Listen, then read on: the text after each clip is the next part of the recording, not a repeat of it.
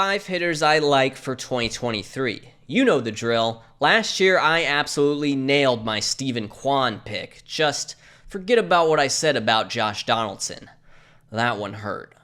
On the surface level, Spencer Torkelson's rookie year was pretty disastrous. While the other top American League prospects like Julio Rodriguez and Adley Rutschman soared in the big leagues, he kind of flopped to the tune of a 604 OPS and sub-replacement level WAR. But the former number 1 overall pick showed potential. His swing decisions were solid, sporting a chase rate below league average. He made contact at a decent clip as his in-zone contact rate was above league average, and when he made that contact, he generally hit it hard with an average exit velocity over 90 miles per hour. Basically, the tools to be a good MLB hitter are already there. An accelerated path to the big leagues had Torkelson looking overmatched at points, but now he's going to start catching up. Another source of excitement is Comerica Park's new outfield dimensions. Torkelson only hit 8 home runs last year. I think he'll hit a lot more in 2023. Truth be told, Anthony Santander already broke out in the eyes of many, clubbing 33 homers for Baltimore in his first fully healthy MLB season, but there are opportunities to build on this breakout. One element of his 2022 success was his plate discipline. Santander massively improved his year-over-year strikeout and walk rates, and he did so while still barreling the baseball.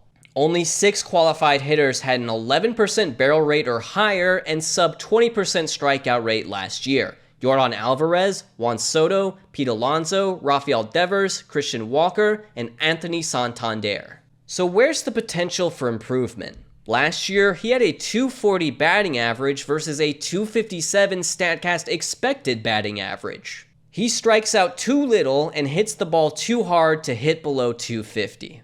And when that improves, so will his on base, and so will his slugging. Expect Santander to surprise again. I'm having to call an audible here. Before Brendan Rodgers got hurt, this was his spot, but his spring training shoulder injury has thrown my whole system of players from unique teams and divisions all out of whack. I'm just going to pivot to Bryan de la Cruz of the Marlins. Upon his return from AAA Jacksonville in September, the 26-year-old Dominican outfielder was one of MLB's most fearsome hitters over the final month of the season. With a .388 average, .419 on base, and .718 slug in his last 25 games, de la Cruz looks the part of an athlete on the verge of a breakout. Standing in at 6'2" and possessing above average speed, he's currently slated to serve as Miami's starting left fielder in 2023. Only 5 hitters had a higher barrel rate on a plate appearance basis than BDLC last September: Yordan Alvarez, Aaron Judge, Ryan Mountcastle, Mike Trout, and JT Realmuto. He's still raw, but his plate skills like swing decisions and contact are pretty average, which is good when you consider his youth and big power.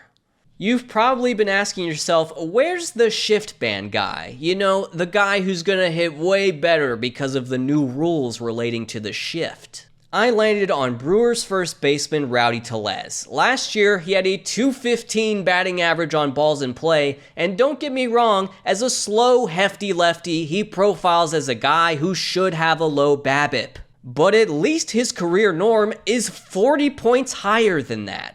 As far as the rule changes go, Tellez hit 9 line drive outs into the shift in 2022. If those turn into hits, that's a 14-point improvement in on-base percentage for the big man. There's no doubt the power is there. Tellez finished 10th in ISO among qualified batsmen last year. So if the batting average and on-base percentage come up, he'll put together a pretty formidable slash line.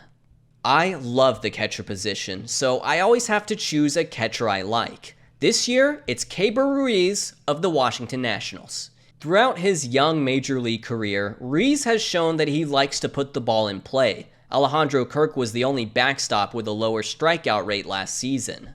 The rub is that while Ruiz has quantity of contact, he doesn't always have quality of contact. He hit just 7 home runs and had a 109 ISO in 2022.